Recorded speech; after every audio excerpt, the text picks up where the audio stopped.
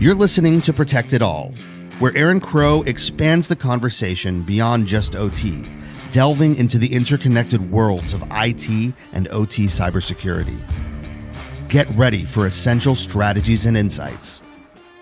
Here's your host, Aaron Crow. Hey, thank you for joining me. Today I want to talk about IT versus OT. Why the Colonial Pipeline debate misses the point. Recently posted about Colonial Pipeline and how that is talking about OT attacks.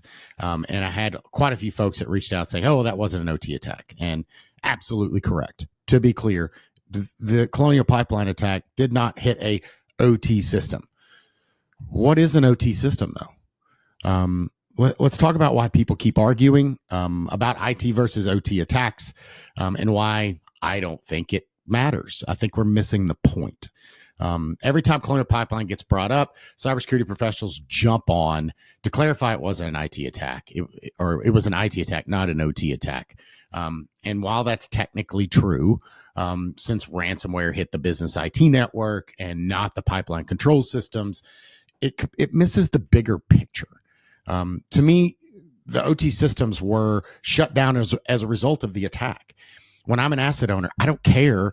Did it hit my PLC or did it hit my third-party system or did it hit some IT system? At the end of the day, I care, did my system come down? And why did it come down? Did it come down unplanned? Period. Then that's a problem. If your cyber mindset is stuck in rigid definitions, you're missing the real-world impact. Asset owners don't care about whether the root cause is IT or OT. They care about operational downtime. They care about lost revenue. They care about safety risks.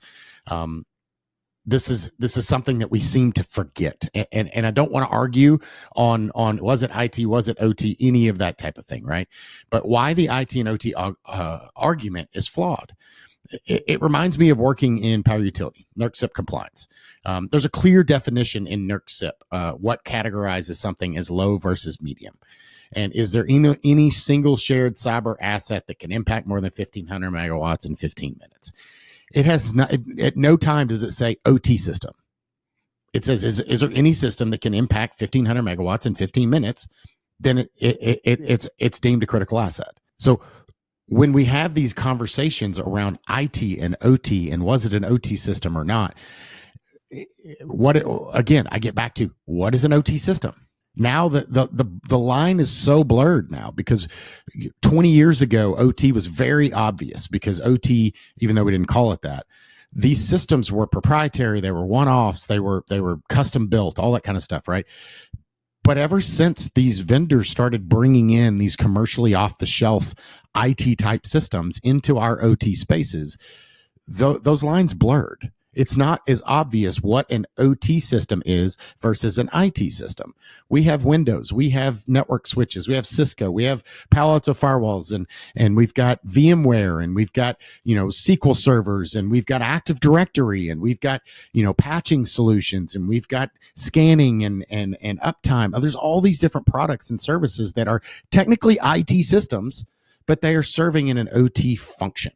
They are serving a OT system, and they are providing a value and sometimes a critical value that can impact these things. So a prime example, OSI PI. If you've worked in OT, especially in power utility, you've probably heard of PI. The joke is that you generate electricity so that you can generate PI data. But PI in and of itself is not technically OT. It's not directly connected to control. I can't control the unit. I can't control the manufacturing from PI. Not that you can't. Most of the time, especially, I'll talk specifically from my experience, most of the time in a power utility implementation, they're just doing indication. They're just doing logs, and they're looking at, data. Right. But I'm not actually controlling the unit. I can't go in, and there's no amount of, none of that data is directly going into the control system to actually control you. Again, it can absolutely. I've seen it where it's done. Most of the time, that's not the standard.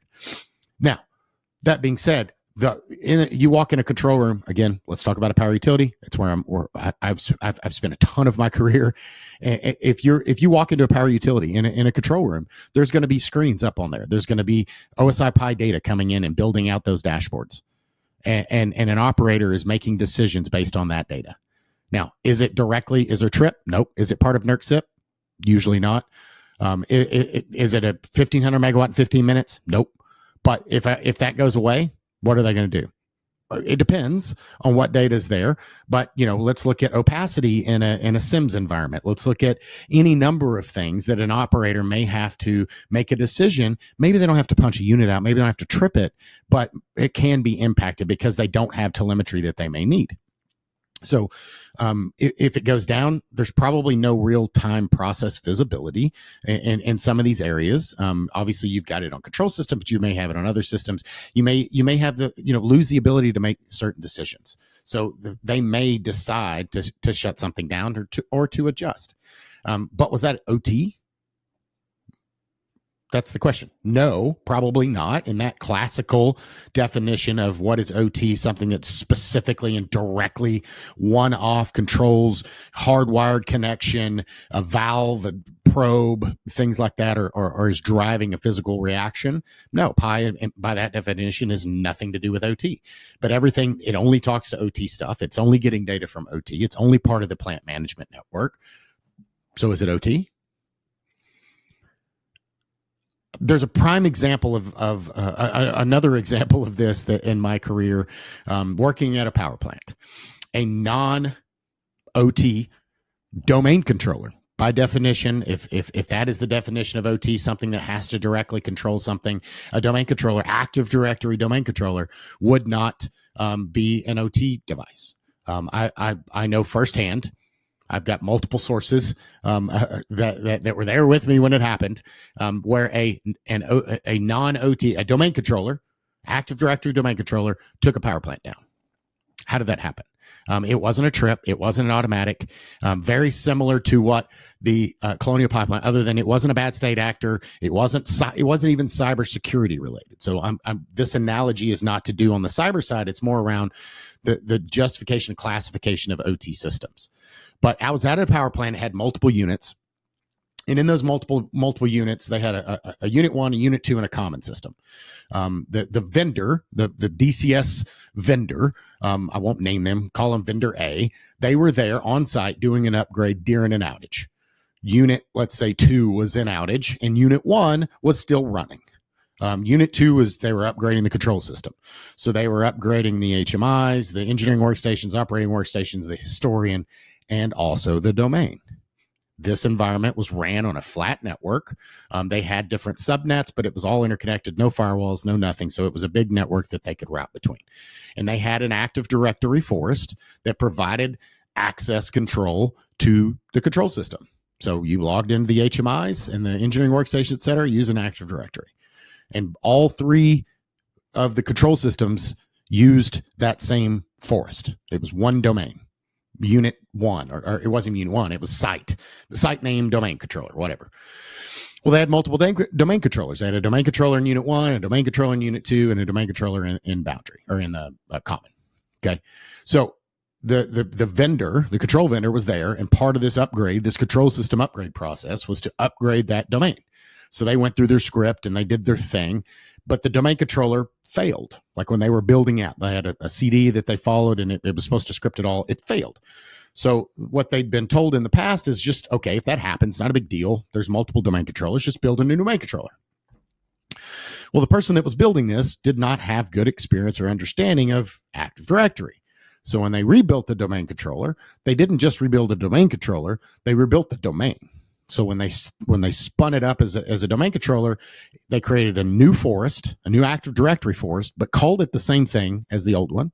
The domain name was the same. The IP address of the domain controller and the domain controller's name was also the same as the old one. So it had the same name, same IP address, same domain name, all that kind of stuff, right? The problem is that this is a new forest. It doesn't know about any of the old devices.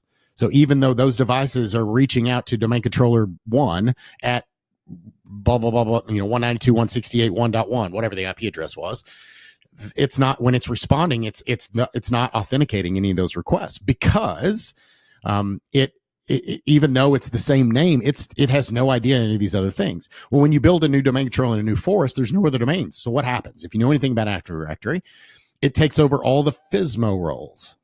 which are primary domain control, all of those type of things. So it starts broadcasting itself as the FSMA role holder for this domain.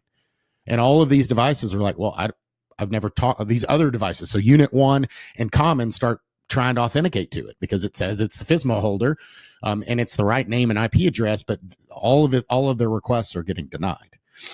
So in the middle of this upgrade, again, unit 2 is offline. It's in an outage. They're doing an outage window on this whole time. It's a couple of weeks. I don't remember the exact details. This is many years ago, but the other domain or the other units, the operators in the control room, all of the numbers on their screens started smurfing. And what I mean by smurfing, all of the numbers just stopped responding. So they had big goose eggs on the control screens.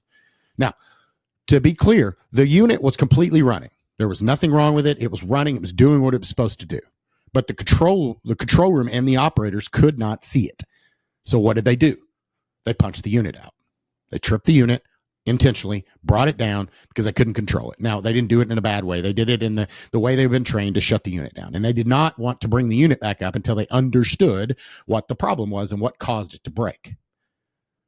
So my question then, again, with this logic of this whole argument around was this OT or was this IT, was that an OT incident? Technically, a domain controller is not an OT asset. It's an IT asset, but it's managed by OT. So if it's a device that's managed by the OT group, is it OT? What if it's a firewall, but it's managed, it's in the OT space and it's providing access to OT, but it's managed by the IT group? Is it an IT asset or an OT asset? You see the dilemma here in arguing over these little minute details of, is this an OT attack and is an IT attack? And I agree. We need to understand what the difference between those things are and where the risks are. But ultimately, the risk to these environments and to these OT systems are they going to come down? Do you think an attacker cares that he attacks an OT system or an IT system if the end goal is to bring whatever it is down? It's no different than I can attack a substation by walking in and impacting the IDs or the devices that are in the substation, or I can shoot it with a deer rifle from a mile away, which we've seen happen in North Carolina. That wasn't an OT attack, but it impacted our OT systems. It's a risk. OT cybersecurity is just a risk. It's another risk that needs to be considered in the overall business risk of your system. And arguing over whether or not it was an IT or an OT, if they didn't attack a PLC or the DCS, then it was an OT. Did the IT system take down the operational plant? Yes. Did they know what happened? No. The control vendor was even in. They still brought it down. They argued that nothing they did the problem. I had to come in. My team came in, looked at all the logs, and showed them what happened. They were getting 1 million failed authentication requests like an hour. It was insane, and it basically just timed out once the token expired from the previous domain controller. All of the data just smurfed. So it goes back to, this was not an OT attack, and again, attack. In this case, it wasn't malicious. It wasn't a cyber attack. But was this an OT incident or was this an IT incident? Nobody from IT was involved. Nobody from IT supports this equipment. Nobody from IT even knew what was going on. Nobody IT was called in to support it. So was it OT or was it IT? What really matters is understanding impact. People get too caught up on technical definitions and miss the actual risk. If an IT system can impact OT, does it really matter if it was a true OT attack? If you're an asset owner, you care about impact. Was your system taken offline? Did you lose visibility? Did your business lose money? Did you have a safety incident? Did you damage equipment?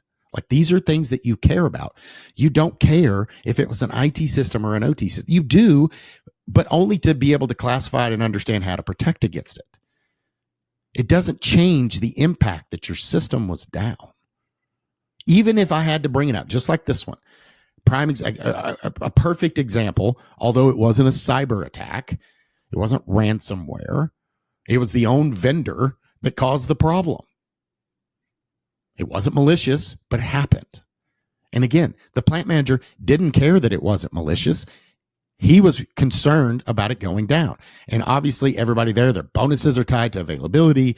They had a unit come off when it wasn't supposed to be in the middle of an outage. So they had one unit offline, which meant they were making no money. That was an issue. The real problem, many organizations don't know their own risk. Colonial Pipeline, the biggest takeaway was they didn't know whether it was an IT or OT attack. It's the company didn't have a clear understanding of their own cyber risk. They didn't know that the system that was impacted could impact their system and would force them to take down their pipeline. Because if they did, and I guarantee you that system now has different controls, and I don't know what they classify it as, if it's classified as IT or OT, but I guarantee you that it's classified and has a risk understanding that it can impact their pipeline and that they can't bill and they'll have to shut down their system. So my gut says they fixed the problem, and they would not argue that this was an IT versus an OT. They understand that it had a direct impact to their OT systems and their output of their product. This tells you everything you need to know. This is exactly why OT cybersecurity is more than just securing PLCs. So again, where do you draw the line? Some people argue it's only OT if it's a PLC, if it's a DCS, directly, compromised. But in modern environments, these OT rely on so much IT infrastructure. Firewalls, Active Directory, like I've already said, right? Monitoring tools that aren't OT, but they provide services in this space. So in my opinion, the real takeaway is not whether Colonial was an IT or OT attack. It's the impact was on OT. That should be the focus. So my final thought is, can we stop arguing and start understanding the risk? Cybersecurity leaders, stop wasting time debating definitions. Cyber vendors, stop wasting time definitions. Like, this is not about fear. This is not FUD. This is not any of this. Like, these things actually impact your environment. They can impact your environment. And just because you haven't had an incident like this happen doesn't mean that you won't. And sometimes when I hear those conversations of, well, we've never been impacted by anything cyber in 40 years. We've been running this plant for 40 years. We've never had this problem. Many times when I walk in there, they may have had an incident and they don't know. I'm not saying that they've been hacked, but they could have had an incident like the one I was talking about with Active Directory, and they didn't really understand what happened or what caused it. And their vendor told them it wasn't them. It wasn't this. And they didn't have the expertise and understanding, or a group like mine to come in and be that third-party advisor for them to help them. When a cyber incident shuts down production, your CEO doesn't care if it's IT or OT. They only care what happened and how am I going to get it back and how am I going to make sure it doesn't happen again. They care that your business just lost millions of dollars, that you damaged equipment, that somebody's life was hurt, that all of the reputation was damaged, right? IT, OT, it's all business risk. Now, how I mitigate that risk is obviously different in IT and OT. I'm not trying to say it's the same in IT and OT. Absolutely should consider and look at things differently from an IT and OT lens because they're absolutely different. But that line, it's not black and white. There is no clear line of delineation in any place. And maybe I've just gone to all the bad places in the world. But every place I've ever been, I walk in and there is no clear line of definition of where OT starts and where it stops and which systems can impact, even secondhand, their OT production system. And that's usually where the biggest problem is. They don't realize that they've got single redundancy and they're using, IT switches in these environments for OT functions. So it's supported by IT. It's actually serving an OT function, but they don't have it classified as that because it's a Cisco switch. So obviously that's IT. Same thing with a Windows machine or a firewall or a router or any number of examples of technology that lives in these OT spaces that are not technically OT. So what do you think? Should we stop debating on IT and OT? Focus on business risk instead? Or do we need to really define what IT and OT is when we're having these conversations that we can all speak with the same language? My point is, I don't think that there is a clear line of definition. If there's a standard out there that says this is what OT is and this is what IT is, but even with that, everybody's going to have their own definition. Every environment is different. Everybody's got different equipment and capabilities in their environments. the bigger risk or the bigger understanding and the bigger need for these entities is to understand their business risk and to be able to protect against it, be able to stop bad things from happening, whether it's a bad actor, whether it's a cyber attack, or whether it's their vendor that makes a mistake and it causes an issue. Ultimately, that's the issue that we're talking about and that we're trying to solve without arguing over, well, that wasn't an IT or that wasn't an OT attack. That was IT. So this doesn't matter. It does matter. Colonial Pipeline would tell you it matters. They spent a lot of money fixing this after the fact. That I guarantee you they wish they'd understood that before this happened so that we wouldn't be sitting here talking about Colonial Pipeline years later. And we'll continue to talk about Colonial Pipeline for years. Same thing with Target. Obviously, that wasn't an OT attack or anything to do with OT, but still, people talk about the Target attack because it's these pivotal moments in cybersecurity and in the news that people remember. It's the game changers. So what are you going to learn from it? Are you going to argue about the IT and OT, or are you going to go out and do something about it? Thanks a lot. Thanks for joining us on Protect It All, where we explore the crossroads of IT and OT cybersecurity. Remember to subscribe wherever you get your podcasts to stay ahead in this ever-evolving field. Until next time.